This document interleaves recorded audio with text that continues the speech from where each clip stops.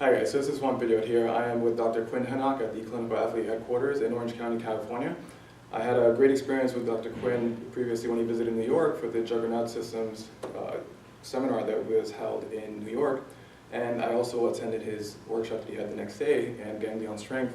I found a lot of the drills that we went over very beneficial, and being that I'm here for the World Championship of Kettlebell Lifting under the WAKSC, I wanted to make an appointment with him and just see if I can touch up on some of the things that I needed, particularly for kettlebell sport, and see how that can be adaptable to some of the other things that we do. So I came in yesterday, saw Dr. Quinn, we did a lot of touch-up work, did a lot of postural position changes, and I literally went and trained within a couple of hours and everything felt amazing. It was a great experience. So I contacted him and seeing if we could possibly, do the video, and here's Dr. Quinn, and we wanted to go over some of the things. So. Yeah, thanks, Juan. So we talked about three specific positional drills, and obviously with the competition, 2 days away, you're not going to make any changes in fitness levels, strength levels, large variance in technique. Like all that stuff is already developed as much as it's going to be developed. But what we can do is practice some positional drills and just create a little bit more awareness to maybe get 1-2% on your top end for every rep, and that can be significant in competition. So we worked on 3 different drills. What I'm going to have Juan do is lay on his back here on the table,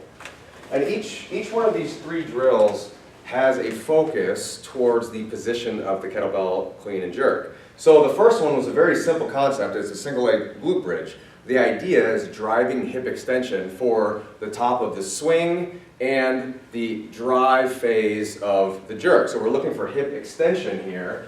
The idea is that we can extend the hip and kind of dissociate hip extension from the trunk. So most of us have the ability to extend through our lower back. We know we arch our back just fine, but being able to drive that extension from the hips is going to increase our power output. So what I have Juan do here is lay on his back with both feet on the ground. I want to have him breathe in through his nose, exhale through his mouth, and then what that does is that just kind of sets a neutral trunk position. So you see those ribs kind of become flush with the abdomen, and that's your abs pulling down. So now he's nice and set here, and I'll just have one leg here, and I'll have him hold this leg with his knee, or hold this knee with his hand, and I'll have him breathe in again. Breathe in through your nose, exhale all the way. From this point, I might cue a little bit of a posterior pelvic tilt, just a slight one, and then I'll have him lift his pelvis as high as he can. Now, I don't actually care how high he lifts. There's no gold medal for the glute bridge. It doesn't really matter. What we're trying to do is drive a pattern. So what I'm focused on is one staying relatively stable and controlled to the trunk, and then driving that position or driving that movement from hip extension. And we'll just hold this position. So breathe in through your nose, exhale through your mouth.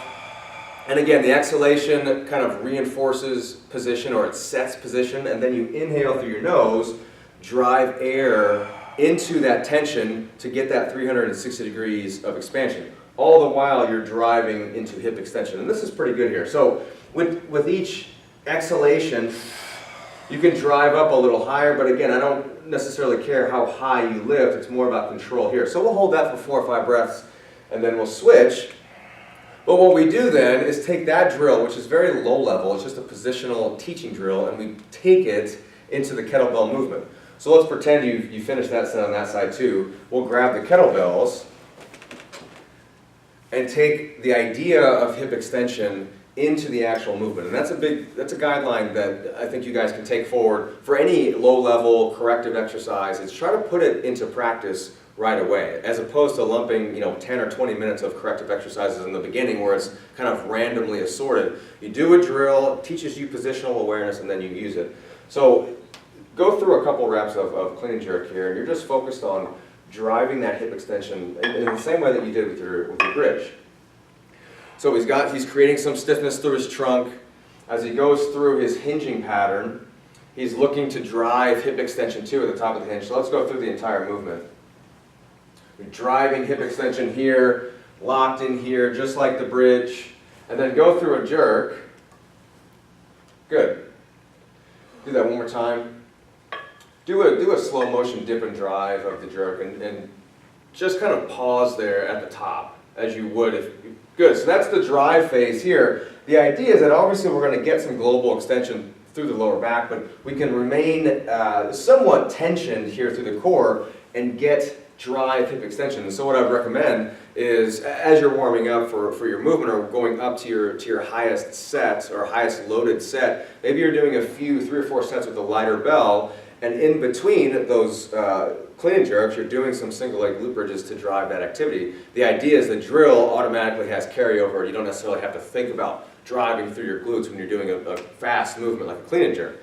The second drill we did was in quadruped here. And so I'm going to have Juan go into elbows and knees, actually, so forearms and knees. Feet on or feet off? You can just, yeah, that's fine right there.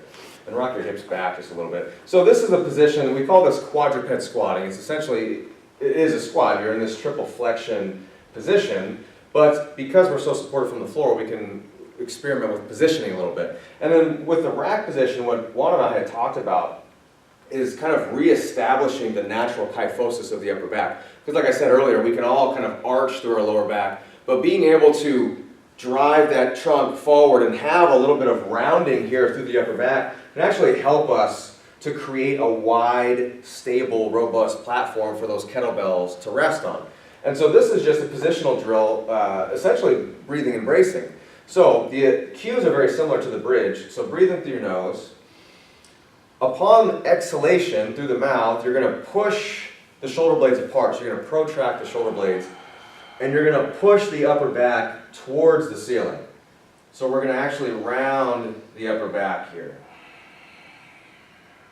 Good. So I'm tapping one in the sternum right now. I'm saying get away from my fingers. So push up towards the ceiling. Good. And that establishes a nice neutral curve here. And that's actually, it's kyphotic, but that's the natural curve of the upper back. Then the idea is that we can create expansion through the breath into that position. So you exhale here, and then breathe in through your nose and try to create 360 degrees of expansion. So he's trying to put air right there. And the idea is then we take that into the rack position, being able to make our trunk expand is going to create a nice stable base. Then we can walk the hands forward a touch, so we get some lengthening through the lats here, but again, the idea is the same, 360 degrees of expansion.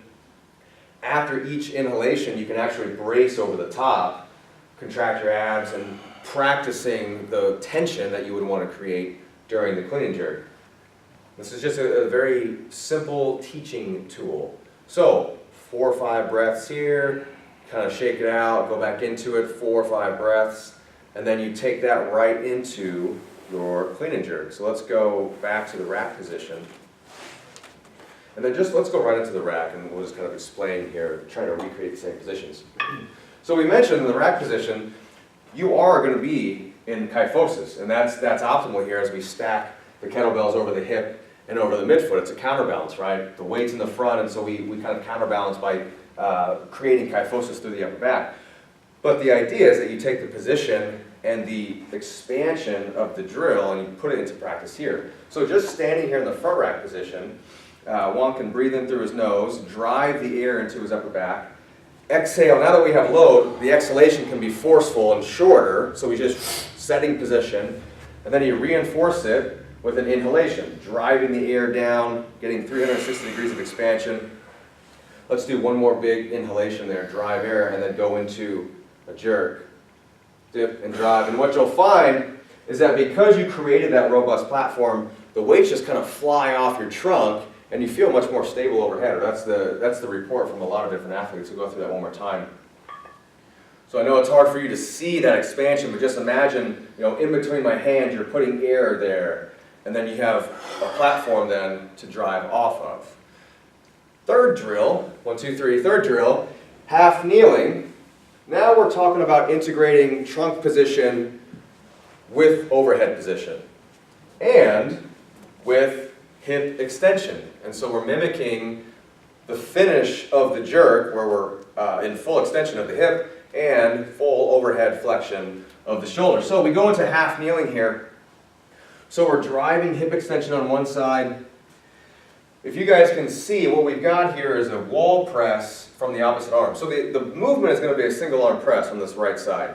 The left arm is actively pushing into the wall to kind of establish that neutral position. So the push into the wall gives you leverage to fire your abs. So as Juan pushes this bell into the air, he's also pushing into the wall, essentially pushing his torso back just a touch over his hips, while this hip, he can drive it forward under his rib cage. And so he's just stacking everything, rib cage over pelvis. And this creates a nice stable line here. Go through that again.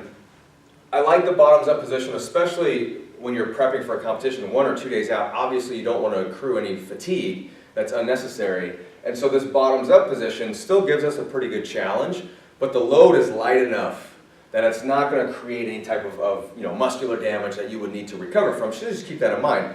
If you don't have any meets or competitions coming up and you want to load this heavier as some accessory work, you can certainly do so and just go more of a conventional stance with the bottom down.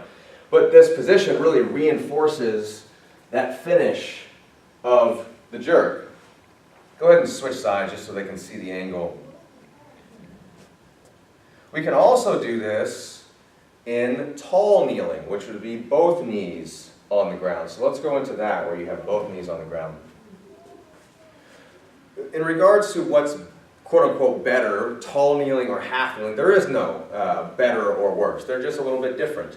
If you find that you've got a little bit of or you perceive you've got an asymmetry in your hips, or you feel like you twist during your swings or something like that, or maybe one hip always feels like it's a little bit harder to extend, then maybe you go into half kneeling because you can work on that unilateral loading. But tall kneeling is actually going to mimic our dip and drive because obviously we're on in a bilateral stance on 2 feet. So tall kneeling, the cues are exactly the same.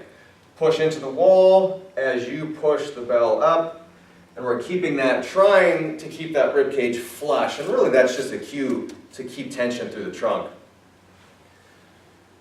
And we go through 4 or 5 reps here on each side. You're potentiating the muscles, but you're not necessarily fatiguing them. You'll feel, work. But once you get out of it, you feel pretty good. You don't necessarily feel like you have to rest. And that's why we can take a lighter drill like this and go right into the clean and jerk. So we'll do that here. Go into a clean and jerk and standing here one. We'll go doubles here. And then again, let the drill be your teaching tool. So you don't necessarily have to think about these, and you shouldn't think about these things during high rep movements like kettlebell clean and jerks. You let the drill be the teaching tool, and then your body naturally takes the pattern, and that's the idea. So as he drives up, creating that expansion from the drill before, and then he's creating tension here while he's overhead.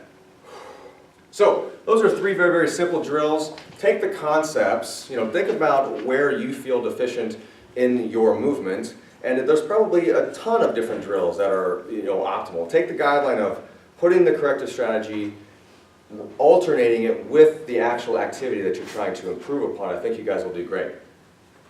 Oh, wonderful, Dr. Quinn. Thank you very much for your time.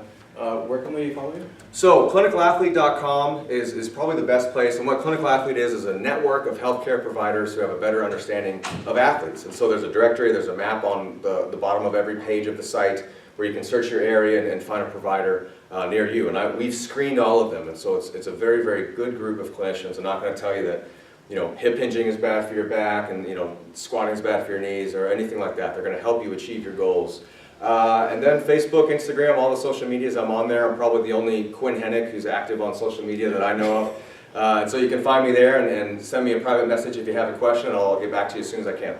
Yeah, wonderful. We're going to be actually posting the link to the Clinical Athlete website and the Instagram page on the Orion Strength Guild Facebook page that we have, and as well I'm also going to be posting it on my own Instagram account at UR Strength. So I just wanted to thank you, Dr. Quinn, for your time. Yeah, thank you. And yeah, it was a wonderful experience. All right. Yeah, thanks guys.